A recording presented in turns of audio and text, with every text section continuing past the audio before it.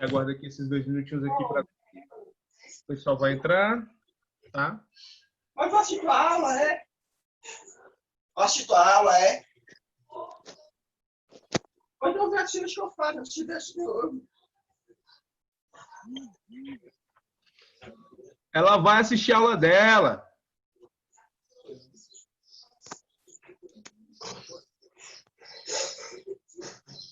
Vamos lá, pessoal. Marlene entrou. Já acho que a Marlene está conectando aí o áudio dela também. Vamos aguardar a Marlene e a gente já começa, tá? Quando a Marlene entrar, a gente vai bater os parabéns. Parabéns pra A Marlene só falou quando postou o bolo. Pois é.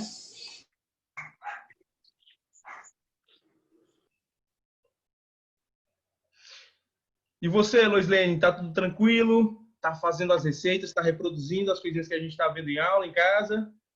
Tô. Só não fiz a aula passada. Massa.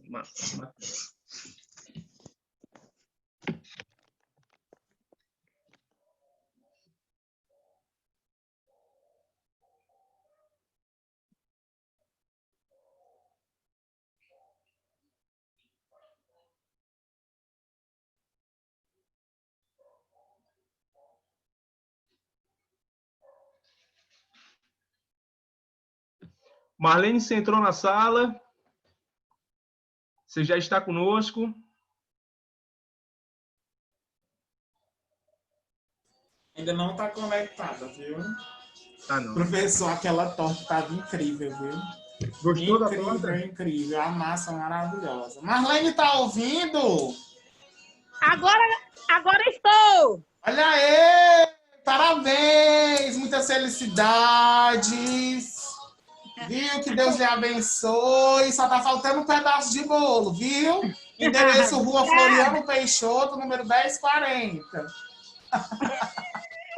Eu vou mandar meu endereço também, até porque a propaganda que você fez do seu bolo, Marlene, mesmo que eu tivesse já jantado ali, eu tava com fome, porque você colocou o seu bolo lá em cima, e tá certo, tem que ser assim mesmo, a gente tem que fazer propaganda. Né?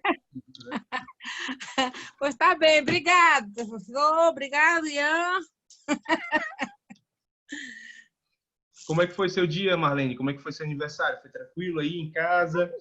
Só eu estar respirando mais um dia, né? Já é um presente, foi uma semana e um aniversário muito bem, muito bom. Que bom, graças a Deus. Vamos começar, pessoal, né? Vamos começar. A aula de hoje, a gente vai ser uma aula focada em 2 assuntos que são bem diferentes, né? Que eles têm um agente ali em comum, que é o nosso amigão açúcar, tá?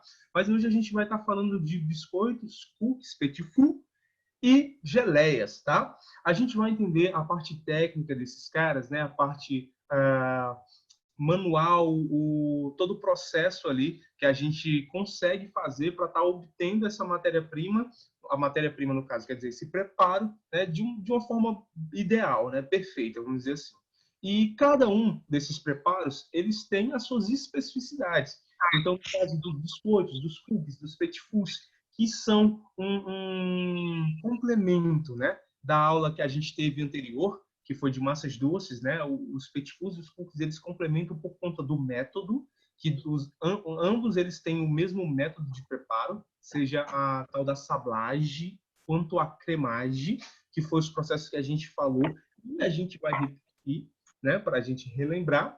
E no caso da geleia, existem características específicas, por mais que a geleia seja uma coisa super simples, ela tem características específicas, tá? Para que a gente também consiga um produto perfeito. Quando eu digo produto perfeito, eu falo um produto nas suas características ideais de sabor, tá? Textura e também de shelf life. O que é esse tal do shelf life, Wellington? É o tempo de prateleira, né? A validade. Então, o cuidado que a gente tem na hora de produzir qualquer coisa, a gente tem que ter para obter essas características, né? A característica de aparência, aparentar ser o que a gente gostaria, no caso de um bolo, ter a aparência de bolo ideal, textura, tá bom? Textura ideal, sabor e tempo de prateleira, né? Validade. Tá? Se a gente conseguir atingir aí essas características, a gente consegue produzir, né, um item ideal. E vamos lá, vamos começar com os biscoitos e os petit fours.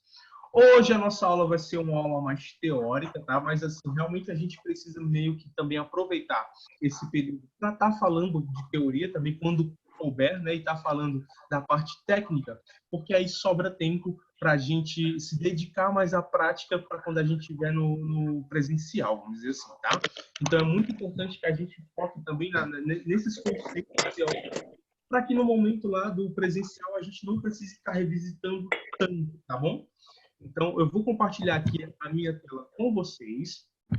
Vamos lá, aqui no módulo 3, vou compartilhar. Como é que está a minha imagem para vocês, o meu áudio para vocês? Está tudo tranquilo? Tá tranquilo. Perfeito, então. Então, vamos lá. Eu tenho aqui, inicialmente, algumas fichas técnicas. Deixa eu aumentar aqui a tela. Eu tenho aqui algumas fichas técnicas. Essas fichas técnicas são dos cookies, são dos petit fours, tá? Eu vou dar uma passadinha nelas, depois a gente volta para fazer uma análise. O que é essa análise que a gente vai fazer? Balanceamento, tá? Quantidade de gordura, quantidade de açúcar, principalmente, pois essas duas matérias-primas, elas são essenciais para dar a característica que a gente precisa desses caras aqui. Já já a gente vai voltar fichas técnicas e a gente vai fazer uma análise delas em relação à quantidade. Tá bom? E aí eu vou deixar uma foto aqui primeiro para a gente falar sobre esses caras e deixar vocês com água na boca, já que eu também não tomei café da manhã, não sei vocês. Espero que tenham tomado café, mas eu tenho um hábito assim, de tomar café só às 10 horas da manhã, dependendo do horário que eu acordo. Eu acordar às 5, vou tomar café só lá para as 10 da manhã, eu não consigo sentir fome. Então, no máximo, ali um cafezinho quente mesmo, eu não como. Então, eu vou deixar essa imagem aqui para a gente conversar e deixar vocês com água na boca, né? Desses cookies, desses petit fours, desses biscoitinhos. O que é isso, galera? O que é esse tal do petit four, né? O que são esses cookies, né? Cookie, ele é um biscoito que ele é característico da confeitaria americana, tá? A confeitaria americana, ela tem alguns itens específicos que são muito conhecidos pela gente, os cookies, os donuts, tá? E aí, o cookie, ele é específico da confeitaria americana. Então, o petit four, que são esses biscoitos pequenos, vem da culinária francesa. O que é petit four, Wellington? Petit four, no literal ali do francês, é forno pequeno. E se dá a justamente todos esses biscoitinhos, esses mimos, essas pequenas coisinhas doces, vamos dizer assim, né, que são feitas na confeitaria, se dá o nome de petit four, né? Aqui no Brasil, a gente adota petit four, né, para esses pequenos biscoitinhos, esses pequenas bolachinhas, tá, que a gente produz, algumas com geleia, algumas simplesmente com a crosta de açúcar, e elas recebem decorações específicas, também são muito bonitas, a gente encontra principalmente também em padarias, tá bom? E o que a gente precisa saber desses caras, né? Para que a gente chegue à textura que a gente espera de um petit four ou de um cookie, a gente tem que ter uma receita balanceada. Existe uma série de problemas durante o processo, por isso aqui é um negócio que ele é muito relacionado mesmo à produção. Então, se a gente quer o cookie, vamos lá, primeiro. O cookie, qual é a característica principal dele? A gente precisa ter a crosta dele bem sequinha, bem crocante, e o interior dele macio.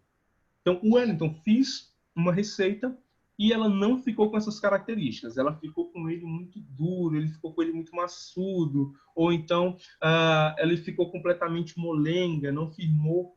Qual é o motivo? E eu digo com muita clareza, balanceamento de receita. Então, tem coisas na confeitaria, galera, que não adianta você culpar o preparo, tá? O método aqui também é muito importante. Mas a receita, o balanceamento da receita, ele é fundamental. Então, tem coisas na confeitaria, tipo um cookie, que a gente imagina. É uma massa que é feita de farinha, feita de manteiga, ela tem açúcar, em alguns casos substitui o açúcar cristal pelo açúcar mascavo, tá? Em alguns casos tem fermento, não tem fermento. Então, se você for de olho, né? Não sou um alquimista, e hoje eu vou produzir uma receita de cookies e eu vou botar as minhas quantidades. Eu vou pegar a farinha, eu vou botar aqui essa quantidade de manteiga que eu acho bacana, eu vou colocar essa quantidade de açúcar, eu vou colocar essa quantidade, isso, fazendo isso de olho, você corre um risco muito grande da tua receita dar errado. Porque o balanceamento de uma receita cookie, ela é extremamente delicada.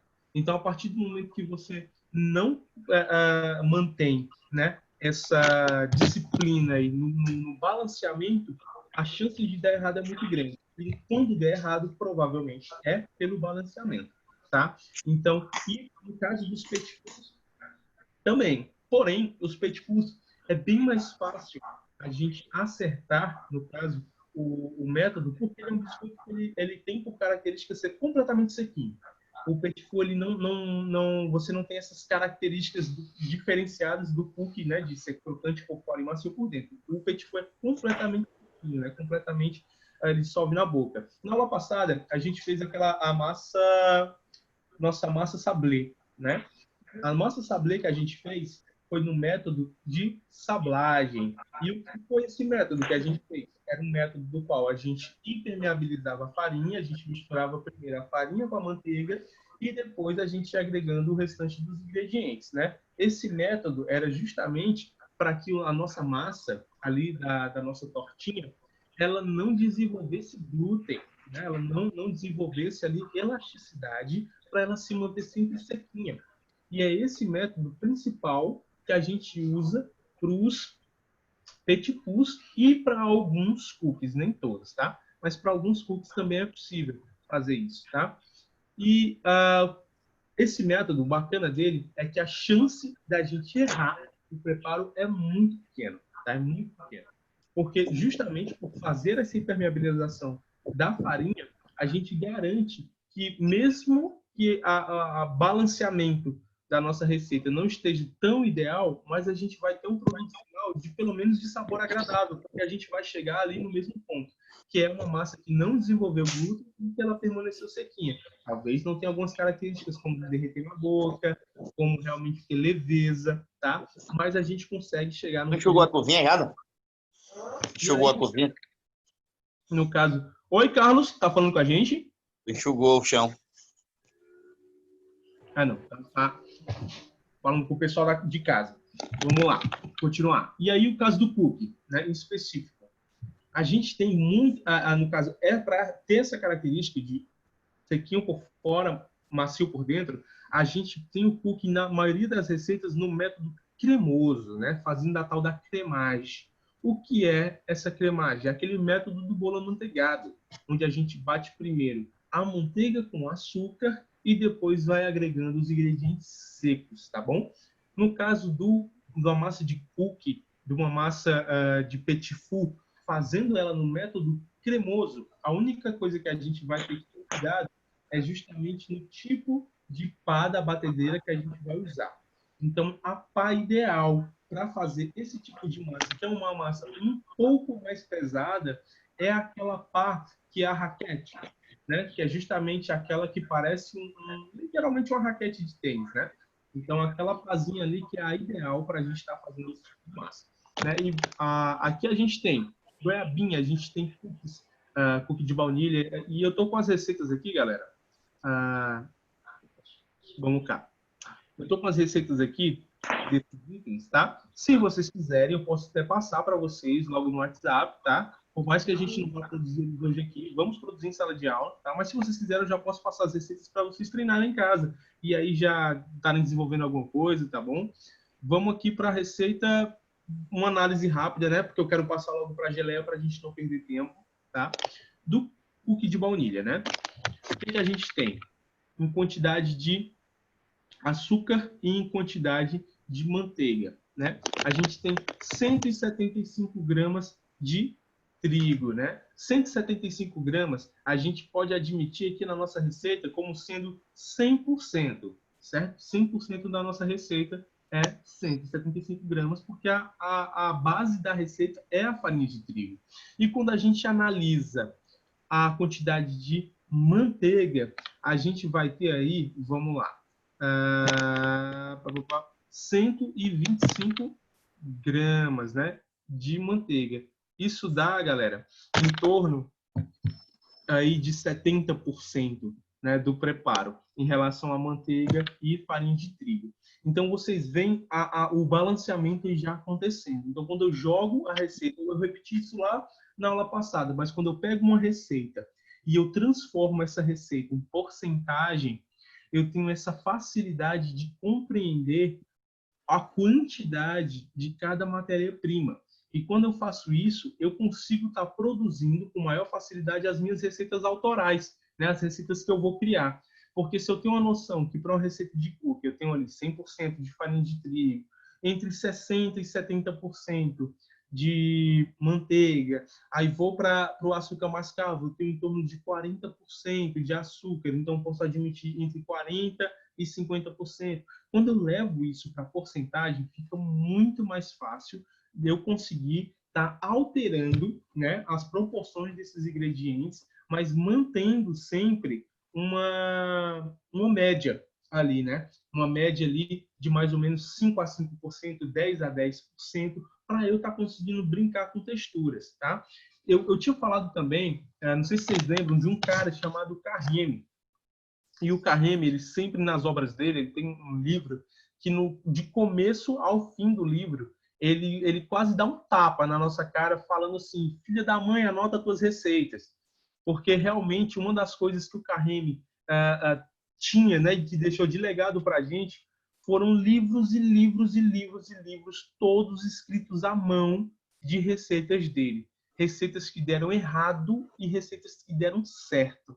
E por que ele fazia isso? A gente às vezes se perde no conceito de produzir alguma coisa em casa. Às vezes a gente faz de olho, o resultado sai excelente e aí a gente não lembra o que a gente fez.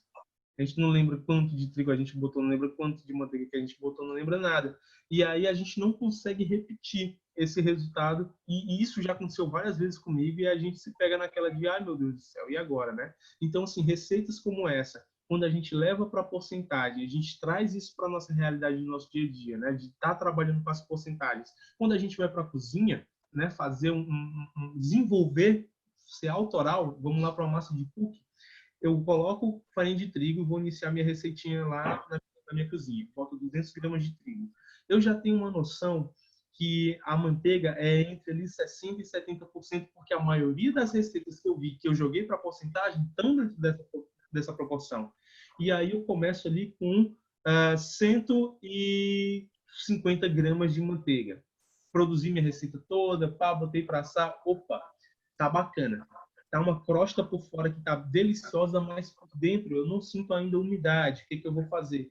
Vou aumentar uma quantidade de gordura, né, de manteiga, para que eu tenha mais umidade dentro. Então, cada ingrediente ele é responsável por uma característica ali dentro do processo, e quando a gente interpreta a receita, quando a gente entende o que a receita quer dizer para a gente, fica mais fácil da gente conseguir produzir as nossas receitas, né, dentro das características que a gente quer.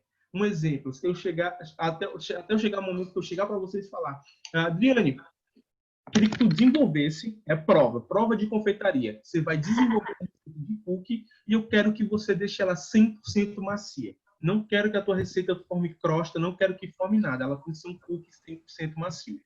E aí, com base, a Adriane já sabe, opa, peraí, vamos lá.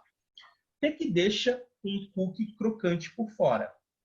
Primeiro, forno, né, o método do cookie, no caso, um método cremoso, e também tem a questão do forno, né? A gente está trabalhando com forno turbo, aquele forno turbo tem uma ventoinha lá que injeta ar quente e que faz com que a superfície do meu cookie ele fique já com uma crosta. Então, vamos lá. Primeiro que eu vou fazer é reduzir tempo de forno. Segundo, eu vou estar desligando a ventoinha desse forno aí. E para ainda não errar de jeito nenhum e para não ficar aquela crostinha, eu ainda vou aumentar a proporção de açúcar.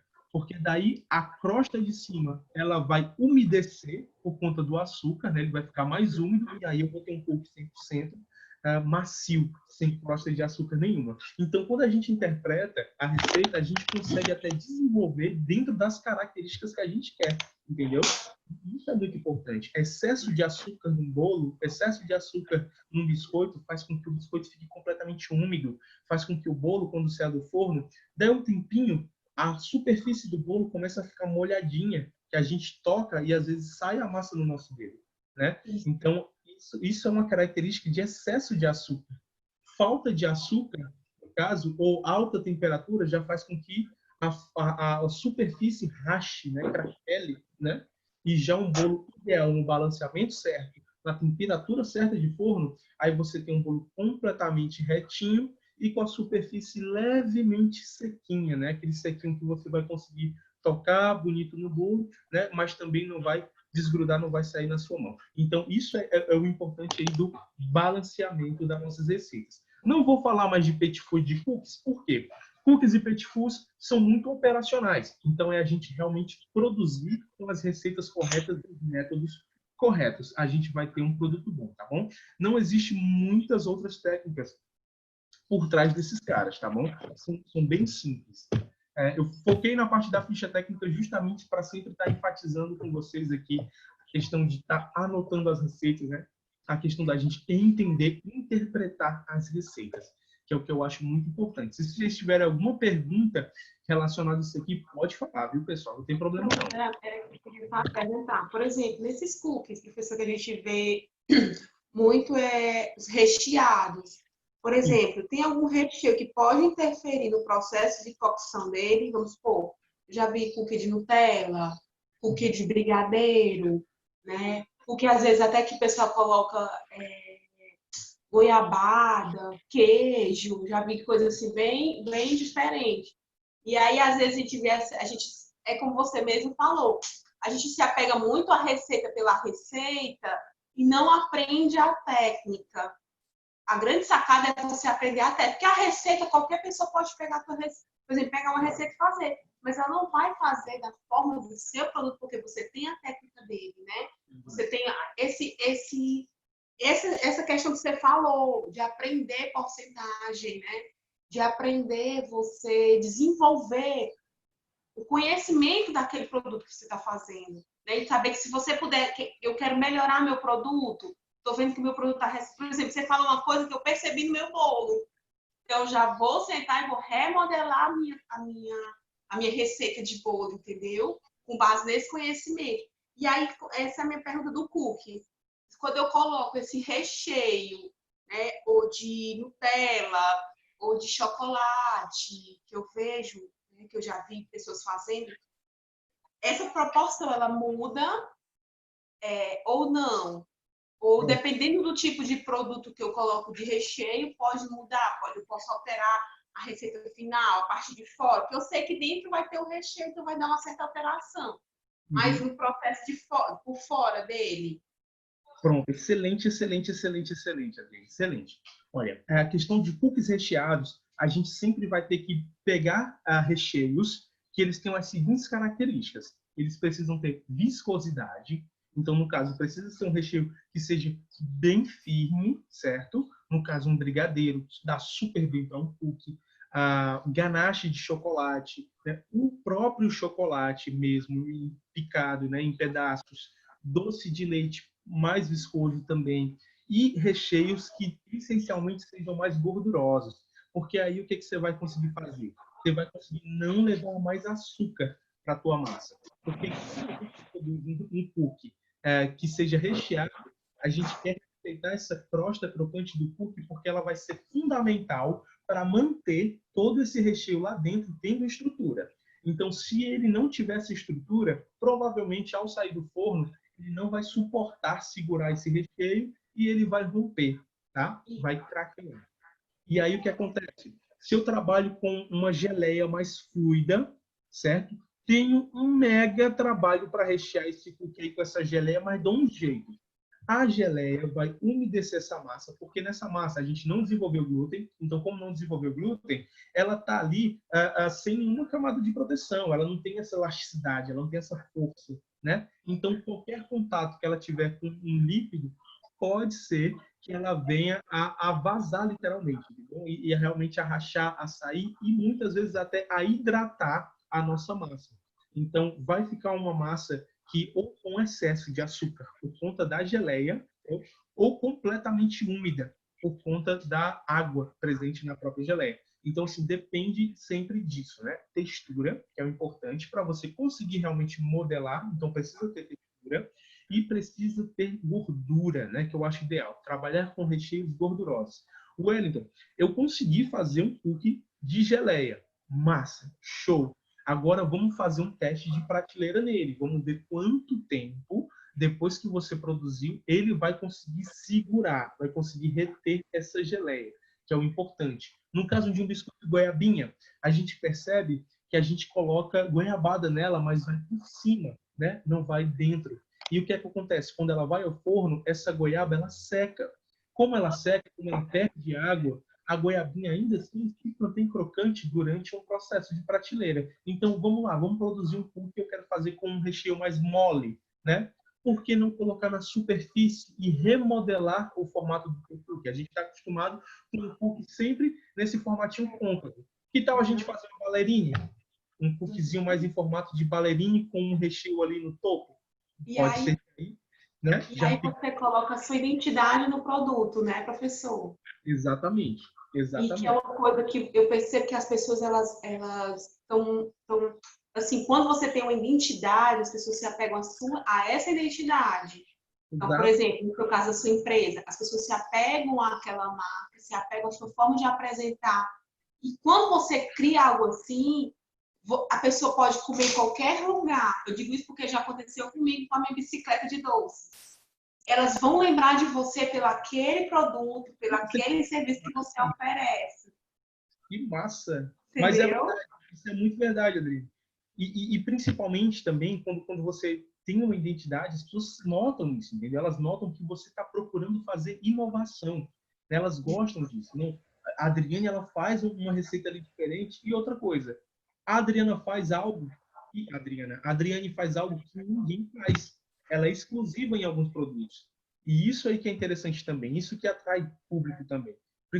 Se ele achar em você um item que não acha tanto nenhum, você conseguiu agregar valor nesse item e muito provavelmente, independente do preço desse item, ele sendo comercial, obviamente, as pessoas elas vão querer comprar, elas vão querer consumir, porque é exclusivo, só você que faz, não tem outras pessoas que façam, né? E isso aí que é o bacana. A gente tem alguns mitos, vamos dizer assim, na confeitaria e algumas resistências de sempre estar fazendo determinadas receitas da mesma forma que foi feita há milênios, né? E a gente consegue reinventar essas coisas.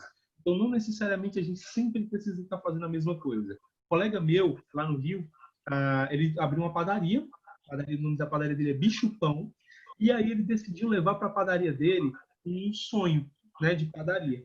Só que ele pensou, não quero fazer o sonho como toda padaria faz, eu estou cansado desse sonho. Vamos lá, Wellington, vamos quebrar a ideia? Aqui, quebrar a cabeça para a gente desenvolver um produto bacana. Cara, não vamos fugir muito do tradicional, mas vamos dar um toque diferente para que as pessoas realmente se entendam. Nossa, isso aqui é muito diferente. Então, vamos pegar aquele creme de confeiteiro básico, que é feito o sonho, e a gente vai saborizar ele com cumaru, que é a nossa baunilha aqui da Amazônia, né? Uhum. Sensacional. O produto pegou, o pessoal quis comprar, porque era um sonho, né? Mas tinha um sabor ali diferente que as pessoas ficavam, que sabor é esse e tal? E não conhecem cumaru, né? E cumaru é uma especiaria nossa, tradicional brasileira. A gente é um produto nosso, perfeito. E às vezes a gente acaba se prendendo tanto, né, a conceitos de fora, que a gente esquece que a gente tem aqui dentro de biodiversidade, a gente esquece que a gente tem aqui dentro em termos de cultura, né? E vamos trazer isso para cá. A gente tem várias coisas. Eu tenho aqui em casa um pezinho de uma erva chamada de pripriota. Essa erva é uma espécie de mato, é um junco que nasce lá na Amazônia. Ele tem uma raiz que se forma ali dentro, cresce umas 2, 3 vezes por ano, que eu arranco, e ele tem um aroma cítrico, assim, absurdo, absurdo. Numa geleia que eu jogo isso, num preparo que eu jogo isso, ele dá um sabor, e detalhe, dá um sabor bom que as pessoas provam e ninguém sabe o que é. E é isso que eu acho fantástico. Porque as pessoas não conhecem, então elas provam, nossa, que negócio bom, mas aí fica naquela, tentando, isso parece com alguma coisa, isso parece com alguma coisa, não parece com nada. Né? Porque tem sabor de quê? Tem sabor de priprioca. E o que é priprioca? Esse junco aqui que nasce na Amazônia. Então, eu acho isso muito bacana. a gente tem que valorizar mais, né? E quando a gente valoriza mais o nosso país, né? Já pegando aquela questão da exclusividade, a gente consegue até ter isso também. Tem mais exclusividade, né? Tem criação. Porque a gente tem coisas aqui no Nordeste que são pouco exploradas por não serem comercialmente interessantes, né? Uma delas é o jambo. O jambo é uma fruta deliciosa. Eu adoro jambo, mas você nunca vai ver jambo no supermercado. Eu não tenho condição de estar pulando aqui o muro mais do meu vizinho para estar roubando jambo que nem eu faço. Né? Ou eu planto o jambo em casa e espero 10 anos ele crescer, ou então eu peço para algum amigo que tenha, trazer para mim. Então a gente não encontra jambo no supermercado. Por quê? Porque O jambo jambo, ele tá é muito fácil. Ele traz a memória da infância da gente, né? Quem é que não subiu no pé de jambo para comer quando era criança? Nunca subiu no pé de jambo Né? dessa criança. Entendeu? É exatamente isso, é exatamente isso. E aí tem justamente essa tal da memória gustativa, quando tu come esse gostinho de infância, né? Que causa essa emoção, essa sensação. Aí quando você consegue causar isso no teu cliente, aí já era. Ele vai ser teu pro resto da vida. Porque você mexeu com o emocional dele. Você não está mais mexendo com a questão só do paladar. Né? E vamos avançar, senão não termino nunca. Quando eu entro aqui numa linha de pensamento, eu vou embora. Né? As geleias, galera, de onde é que surgiu? Né? A gente está no conceito aqui. A geleia ela surge a partir do momento que a gente necessita conservar o alimento para estar transportando esse alimento. Então, já vem de tempos atrás, é coisa dos nossos ancestrais. E a gente conserva a geleia de dois modos. Né? Um, pela concentração de açúcar. É um conservante.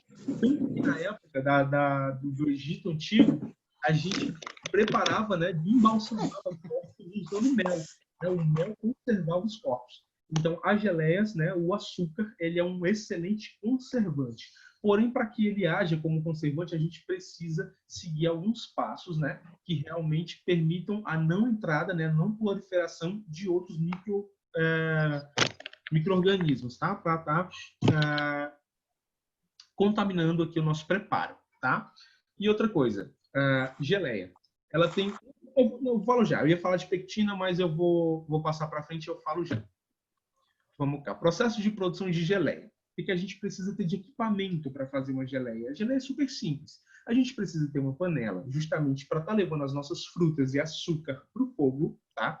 A gente está precisando também de um termômetro, ou não, tá? Mas qual é o ideal do termômetro? O termômetro é porque a geleia ela vai atingir um ponto de textura que a gente identifica em temperatura também, que é de 105 graus.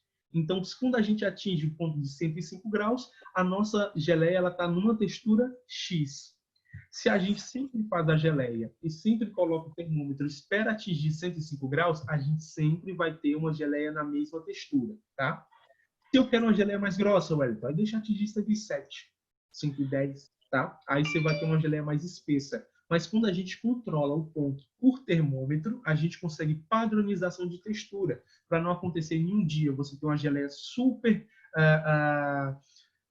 macia, olha, uma geleia super fininha, bacana, só que com fluidez, e no outro dia uma geleia muito fluida, muito mole, outra uma geleia muito dura que não cai da colher. Então, quando a gente tem esse controle por termômetro, tá? A gente consegue aí padronização, né? Espátula de silicone, um pão duro, tá? Muito antigamente se usava madeira, hoje em dia a madeira já é proibida em cozinha, né? Então, uma espátula simplesmente para de vez em quando essa geleia ser mexida no fogo e o fundo não queimar, tá? Balança, obviamente, para tudo nos nossos preparos de confeitaria, que é a pesagem, né? Que é muito importante. Pesagem aqui é fundamental. Wellington, quais são os outros pontos que eu consigo estar identificando se uma geleia está boa? Você pode fazer um teste de colher, tá? E você pega a colherzinha, tira a geleia e ela tem que cair meio que em bloco. Como se fosse aquele brigadeiro que cai em bloco, ela cai ali mais concentrada, né? E outro teste que você pode fazer é pegar um pratinho, fez a geleia, deixa esse pratinho no congelador, um pratinho de cerâmica. Quando você suspeitar que a geleia está pronta, pega uma gotinha do pratinho, da geleia e coloca no pratinho. Deixa ali questão de 2 minutinhos, depois passa o dedo. Se quando você passar o dedo, a geleia não sujar o seu dedo, ela ficar tipo enrugada no pratinho, ela está numa textura excelente, já pode desligar o fogo, tá? Então, assim, são 2 testes aí que você pode estar fazendo para averiguar se a geleia está boa, sim, o termômetro. Eu recomendo o termômetro por conta da padronização. Vamos lá para um processo de geleia. A gente vai produzir a nossa geleia agora. O que é a nossa geleia? Fruta e açúcar. Só. Basicamente é isso. Fruta e açúcar, tá? Wellington, qual a diferença de uma geleia, de uma compota, de uma marmelada, de um chutney, de um antepasto? Qual é a diferença desses caras aí? Geleia, galera, ela é a fruta levemente macerada e açúcar. Isso é uma geleia, tá? Quando eu levo isso para a compota é o mesmo processo, açúcar e a fruta, porém eu não macero a fruta, deixo ela em pedaços, tá? Purê, marmelada, o que é? É a fruta já completamente macerada, porém às vezes até passada numa peneira, para que fique realmente numa textura de purê, né, viscosa. A gente tem o nosso purê, a gente tem o nosso marmelo, tá? Quando a gente leva isso para um chutney, que muita gente conhece, chutney de manga, o processo do chutney é muito parecido com a geleia, porém todo chutney é agridoce, né? A gente vai ter presença de açúcar e sal. No caso do chutney, ainda um ácido, vinagre, suco de limão, tá bom? Então, diferenças aí dos processos. E para a gente produzir a nossa geleia, a primeira coisa que a gente vai precisar fazer é higienizar as nossas embalagens. Então, eu tenho meus vidrinhos aqui de geleia. Os meus vidrinhos de geleia, eles já foram lavados com água e sabão, tá? E o primeiro passo vai ser levar eles para a água fervendo. E eu vou deixar eles lá em água fervendo por aproximadamente 10 minutos para que a gente garanta realmente que eliminou todas as bactérias, tá? Deixamos o nosso potinho lá em água fervendo. Vamos tirar da água fervendo. A gente vai deixar eles secarem. Depois que secarem, a gente vai higienizar eles com álcool 70%, tá? Feito isso, agora a gente começa o processo de geleia. A gente já preparou os nossos potinhos, agora a gente vai começar o processo de fazer a geleia. Eu tenho uma fruta, tá? Eu vou estar cortando a fruta em cubinhos. Tenho a fruta em cubinhos, certo? Eu já tenho aqui, basicamente, o que eu precisava para estar fazendo a nossa geleia. Vou levar essa fruta a uma panela, tá? E aí, com o pão duro, com a espátula, eu vou fazer uma leve pressão sobre essa fruta na panela aqui, só para eu macerar ela de leve.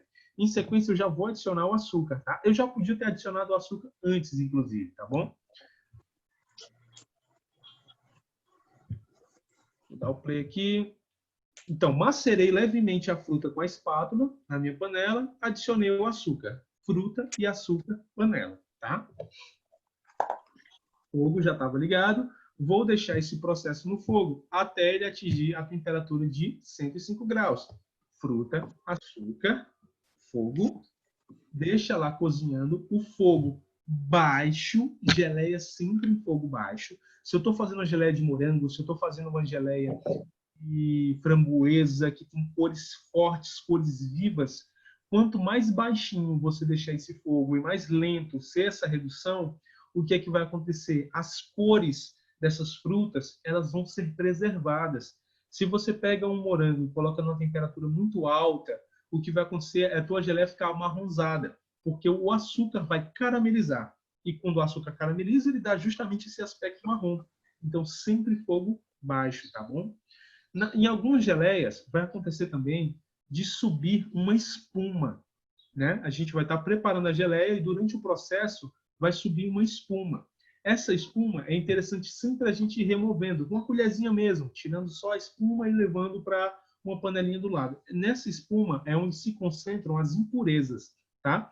Alguma pedrinha, alguma partícula que é diferente da geleia, normalmente ela sobe nessa espuma, tá? Mas assim, Wellington, eu preciso descartar essa espuma? Não. Aqui no sul do Brasil tem um produto, eu esqueci o nome agora, galera, mas ele é justamente essa espuma da geleia.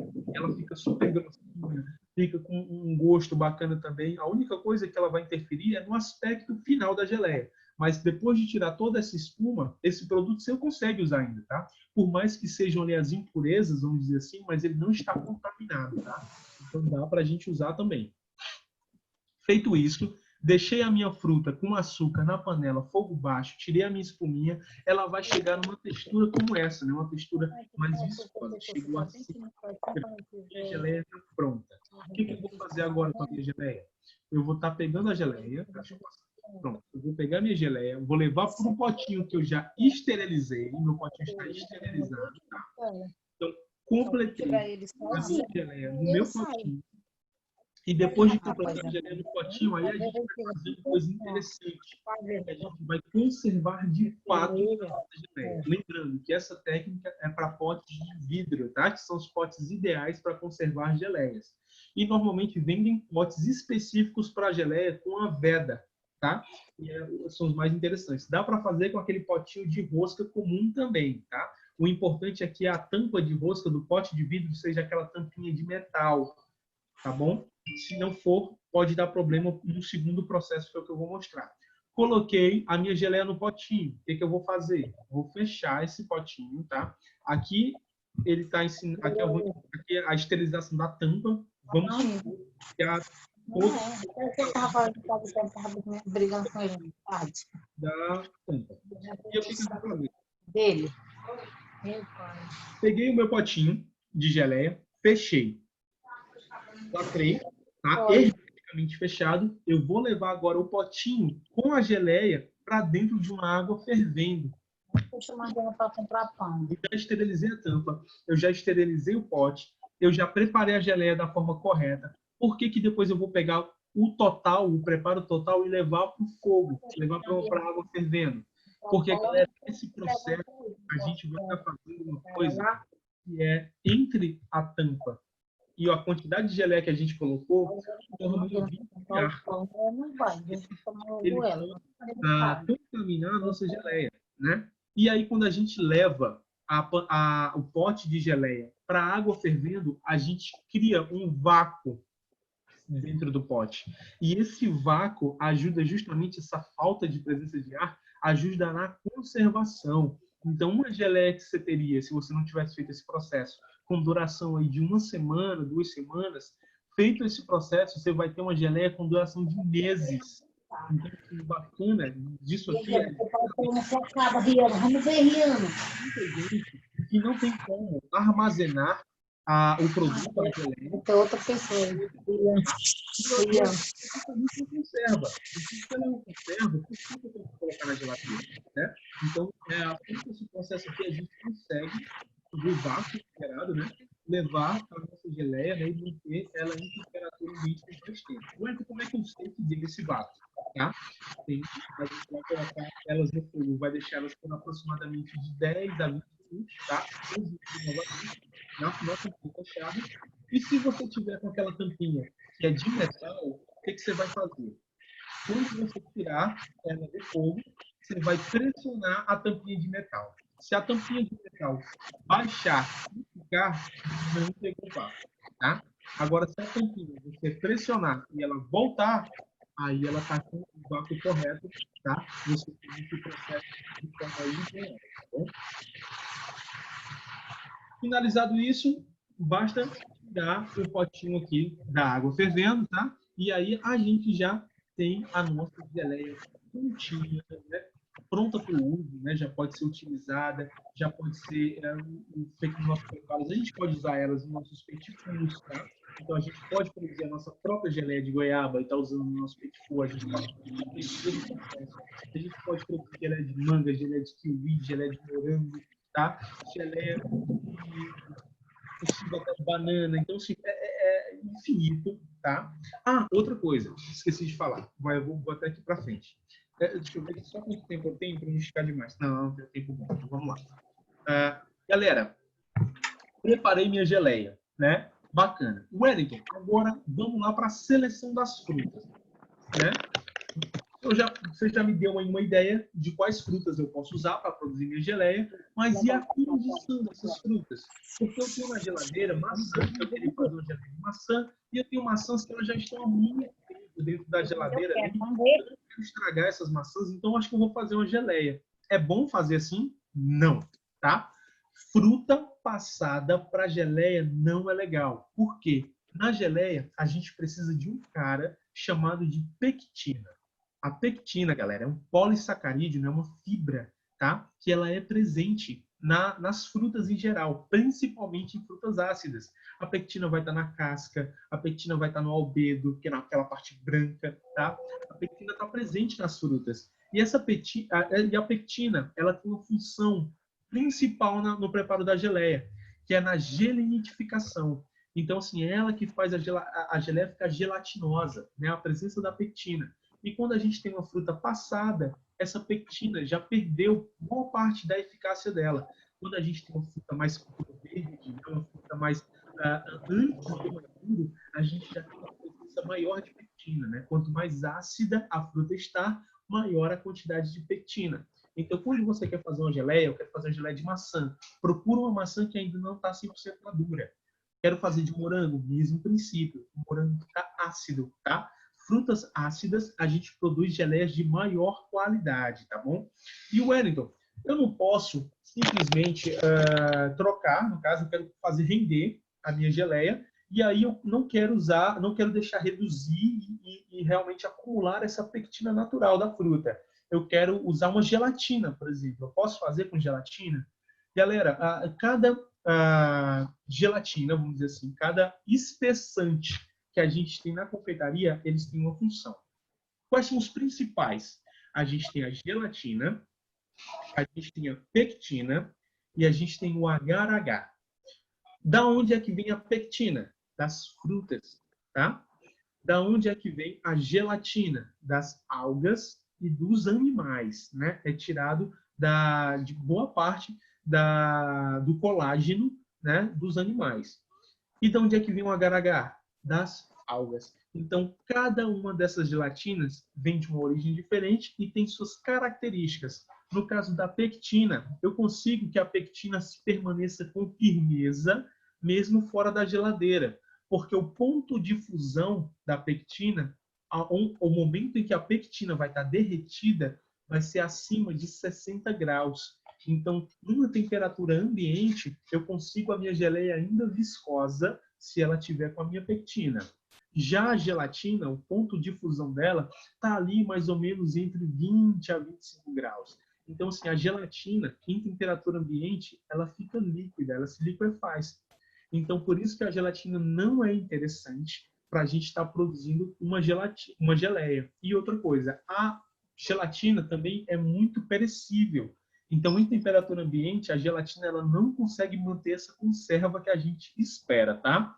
E no caso do agar-agar, não sei se vocês conhecem esse cara, mas o ponto de fusão também do agar-agar é altíssimo. Se eu não me engano, eu não tenho de cabeça, mas ele está acima de 70 graus. Então, realmente, ele não derrete assim com tanta facilidade. O agar-agar a gente utiliza para muita coisa, para espessar vários itens na confeitaria, para fazer esferificação, que é aquele caviar, né? A gente consegue fazer com agar-agar também.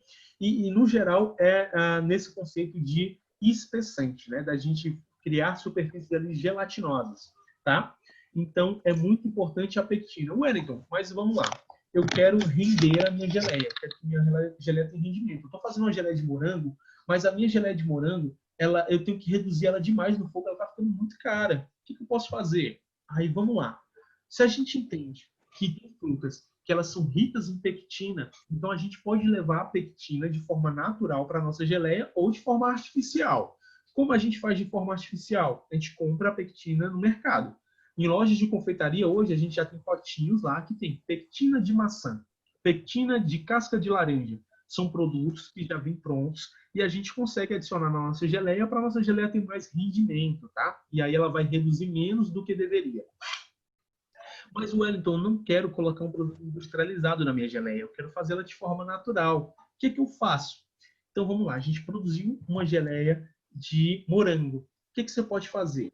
Você tem ali 1 quilo de morango. Desse 1 quilo, você pode pegar 200 gramas de uma maçã verde, de uma maçã nacional que não está tão madura, ralar essa maçã e incorporar na tua geleia. Tua geleia vai ficar espessa, tá?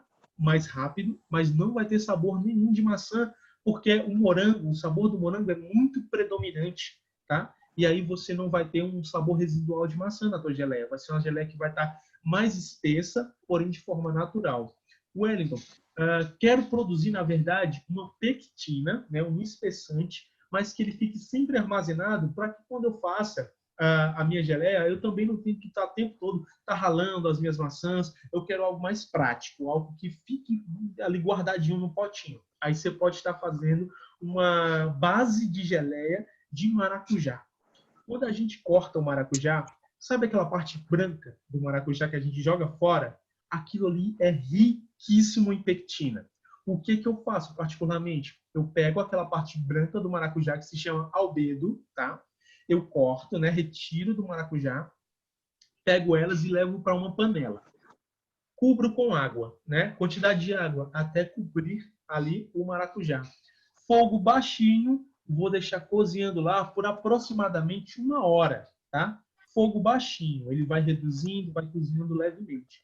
Depois que cozinhou, mais ou menos por 40 minutos a 1 hora, eu vou tirar ele e vou bater no liquidificador com a água da própria panela. Bato bastante no liquidificador e depois coo essa mistura. Vocês vão perceber que ele vai ficar com uma liga como se fosse até parecido com a babosa, né? Ele fica com uma liga mesmo. Aquilo ali é pectina que eu extraí, entendeu? Que eu extraí do maracujá.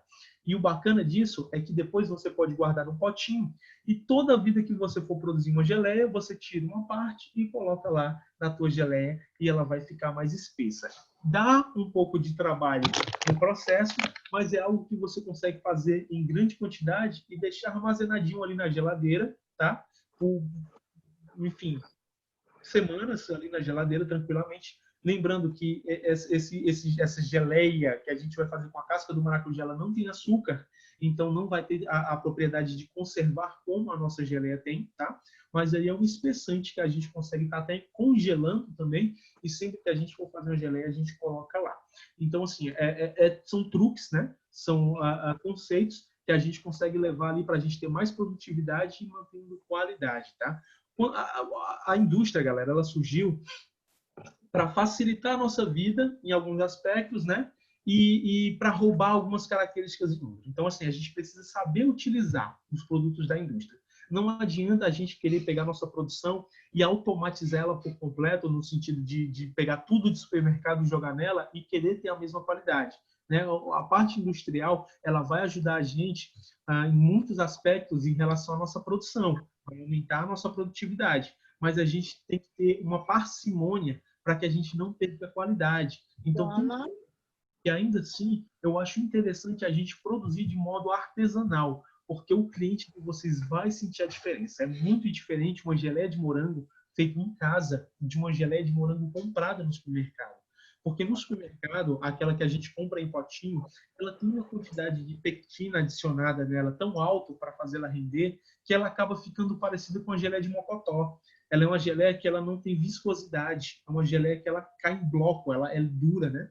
Então, assim, quando a gente produz uma geleia em casa, primeiro, que ela vai ter muito mais acidez, né? Vai ficar muito mais interessante no paladar, a gente consegue controlar o açúcar também, para ter uma geleia muito doce, né? E ela vai ter cor, ela vai ter sabor, vai ter um umami, que é o que faz a nossa boca salivar, tá? E isso que eu acho interessante. Wellington, geleia. Como é que eu brinco com uma geleia? Eu sempre vejo aqui doces finalizados com uma geleia de morango, né, que é o básico. Eu falo muito da geleia de morango porque a geleia de morango é básica do que a gente compra na confeitaria. Eu quero fazer, mas eu quero dar um diferencial, né? Então, vamos lá, vamos fazer um diferencial na tua geleia de morango para a gente conseguir estar finalizando um doce e estar trazendo ali um sabor diferente ali para o teu produto, deixar eles incomuns, né? Vamos dizer assim, vai ser um produto teu. Vamos colocar um manjericão nessa geleia de morango. Mas manjericão a gente usa em molho de tomate. Faça um teste. Faz uma geleia de morango e coloca ali umas folhinhas de manjericão fresco para você ver o sabor da geleia com o manjericão fica simplesmente sensacional. Vou fazer uma geleia de manga ali e coloco ali uns raminhos de alecrim na manga. Ou então vou fazer um blend. Eu vou fazer manga maracujá. E aí vou ter uma combinação de duas frutas para estar fazendo uma geleia só. Então, esse tipo de brincadeira, né, que a gente faz na cozinha é que é bacana, né, para a gente conseguir ter produtos diferentes e a gente conseguir ali ter a nossa identidade, como a Adriana falou, tá? Aqui eu tenho o conceito de pectina, né? A pectina ela é uma fibra hidrossolúvel, né, encontrada nas frutas. Ao contato com a água, a pectina ela se transforma em um gel, tá?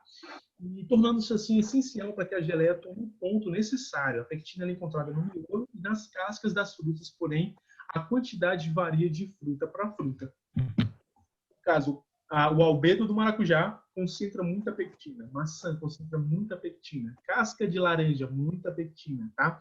Agora, tem outras frutas que a gente já não tem uma presença tão grande de pectina. A melancia, o mamão, tá? Aí a gente não consegue uma quantidade tão grande assim de pectina.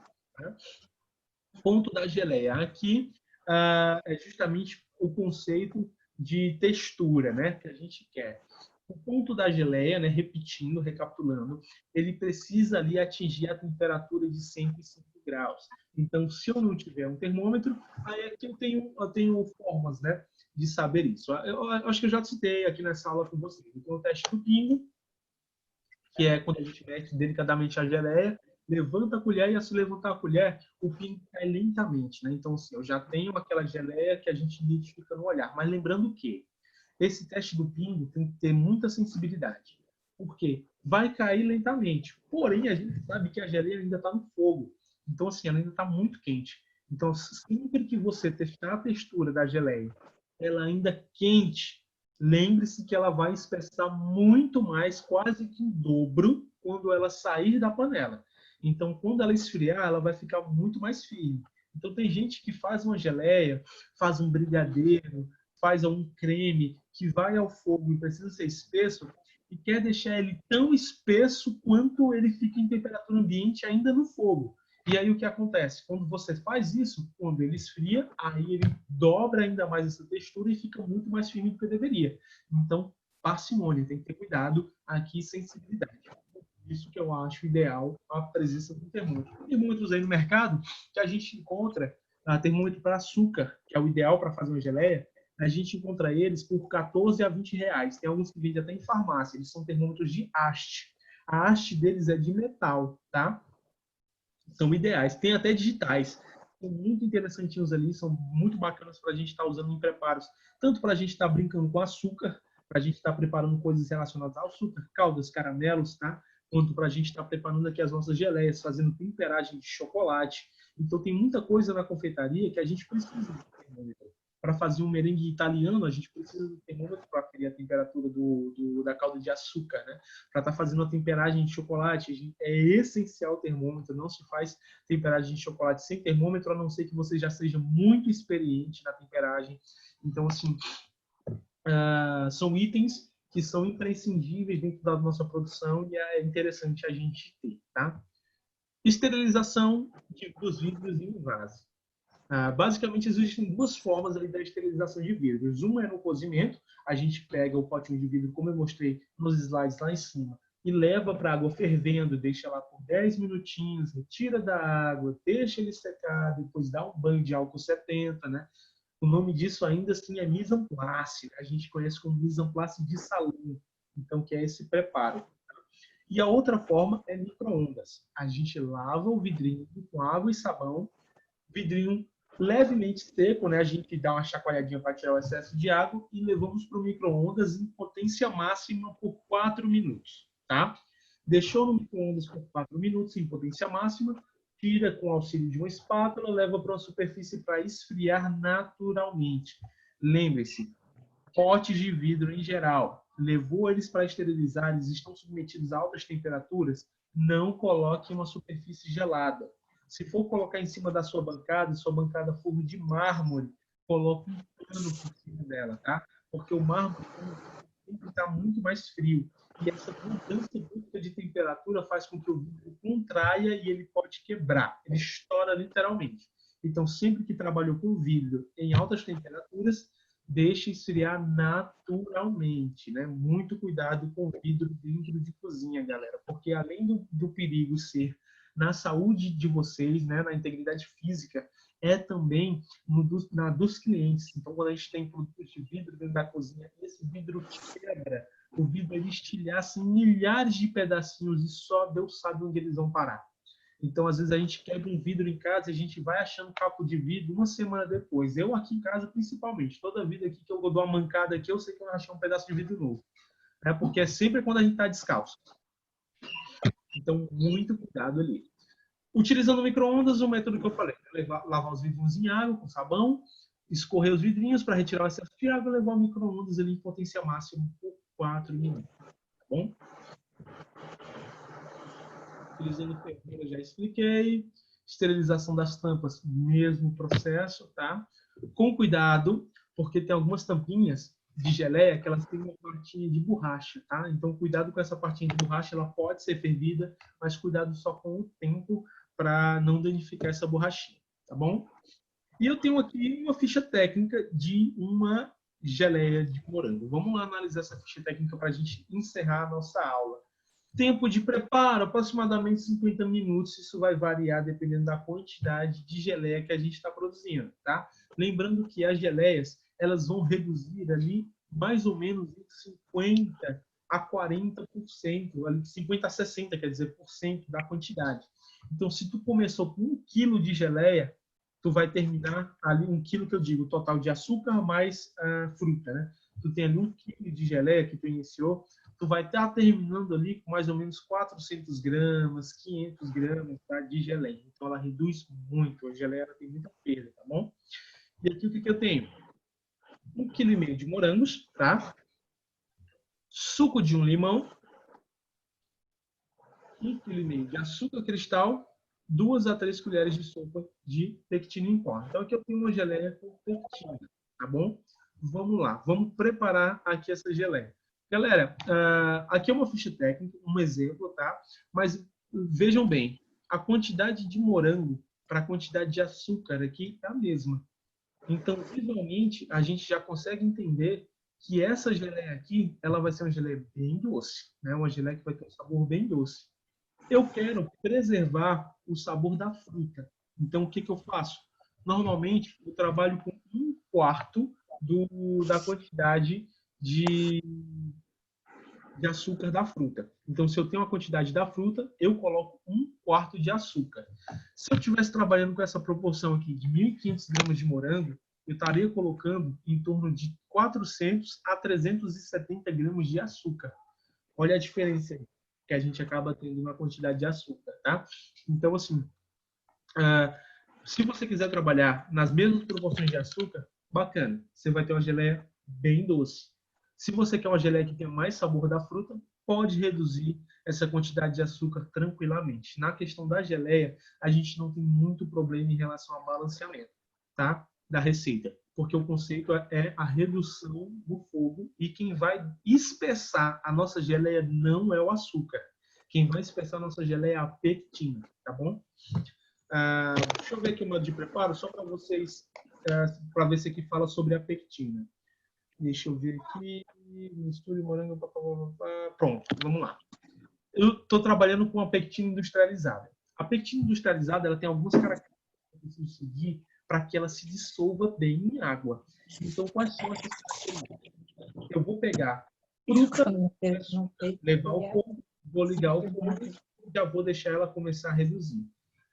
Eu quero adicionar a pectina industrializada, porque eu quero espessar a minha geleia. O que você vai fazer? Parte do açúcar da tua geleia vai misturar com a pectina, vai fazer a solução. Vai deixar a tua geleia ali no fogo. Não pode trazer o espelho que não tinha e o coisa. Vai deixar ali em stand-by. Quando tua geleia começar a esquentar, ela chegar a uma temperatura de mais ou menos 40 graus, coloca o dedo, tá quente, a papinha de neném. Quente, mas eu consigo manter o dedo lá. Essa é a temperatura. Então, se eu não misturo a pectina com açúcar antes, o que pode acontecer?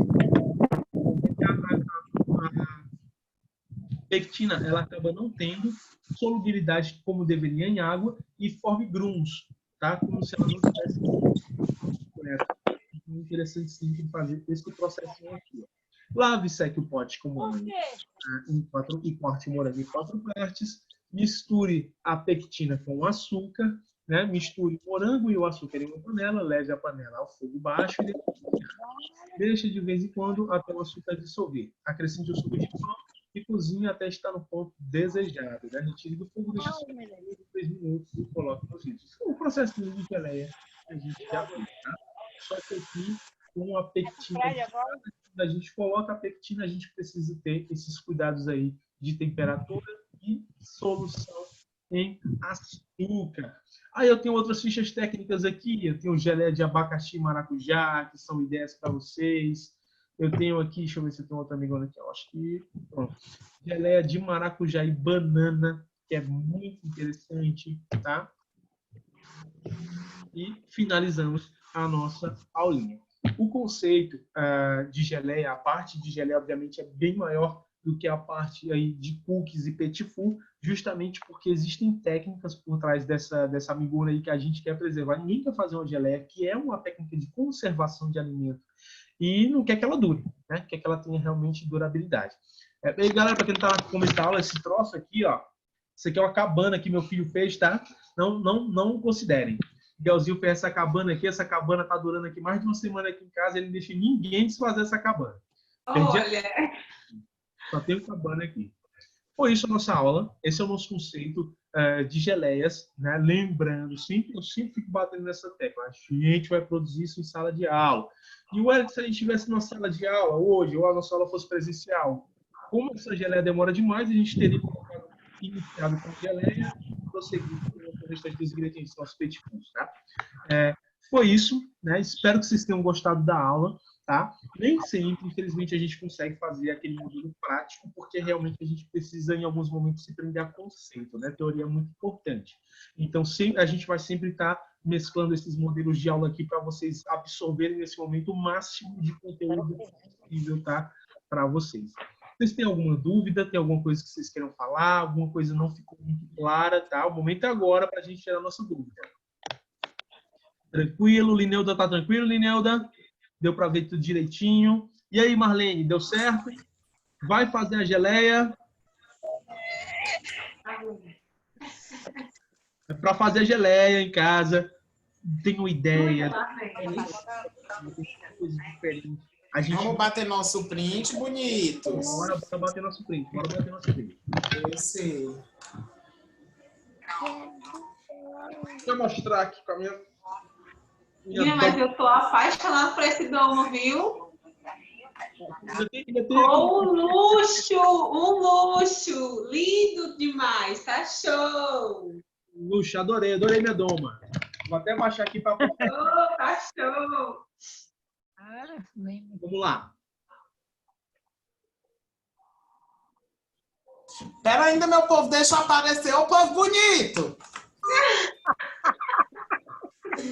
Pera ainda, deixa eu tirar essa máscara. Gente, essas máscaras não é de Deus, mas a gente tem que usar.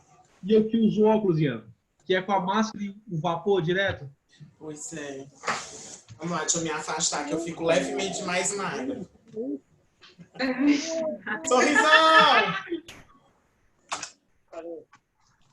Show, gente. Ó, quero todo mundo postando, quero todo mundo fazendo essas receitas. Viu? Tô morrendo de saudade. Daqui a pouco a gente vai estar voltando. Não se preocupem que essa semana eu vou ligar para cada um de vocês. Tá bom? Já quero conhecer todo mundo pessoalmente. Cuida. Viu? Bora, Cheiro no coração. Obrigado. Tchau, pessoal. Até a próxima aula. Gente, o professor de vocês não ficou bonito com essa doma? Pense, olha aí, ó. Chiquérrimo. Escândalo. Ficou perfeito. Amei. Show. Digno de Masterchef. Oh, arrasou! Hoje eu já consegui meu ego ali para a semana. Né? Eu vou ficar com o ego inflado para a semana toda. Tchau, pessoal. Até a próxima. Tchau. Beijo.